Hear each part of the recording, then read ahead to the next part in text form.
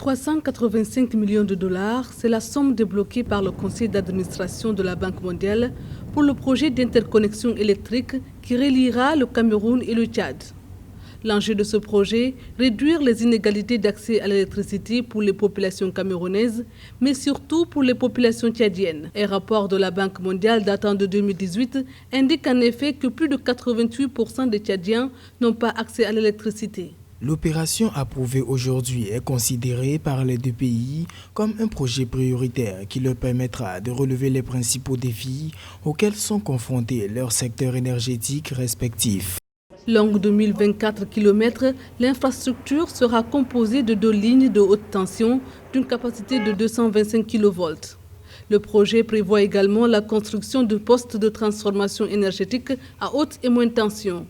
Au total, ce seront ainsi 8,9 millions de personnes reparties dans 478 localités des deux pays qui pourront bénéficier de cette électrification. Mais l'impact d'un tel projet ne sera pas que social. Les économies tchadiennes et camerounaises pourraient largement en tirer profit, notamment en termes de croissance. Donc ça va être un projet intégrateur entre les deux pays, le Cameroun et la République du Tchad.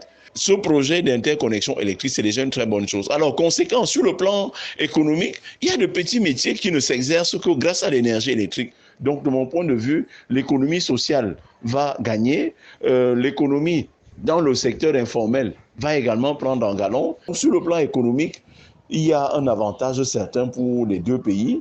Sur le plan des petits métiers, il y a également un avantage certain pour les deux pays. Sur le plan de la santé publique, certains aliments que nous avons de la peine à conserver post-récolte, grâce à la présence de cette énergie, ça sera un vieux souvenir. Si on parvient à fournir et à entretenir ou alors à consacrer la stabilité de la fourniture de cette énergie-là, ça serait également une très bonne chose. La Banque mondiale n'est pas le seul partenaire financier de ce projet. Pour assurer la construction de cette infrastructure, la Banque africaine de développement a également accordé au Cameroun un financement à hauteur de 226 millions d'euros.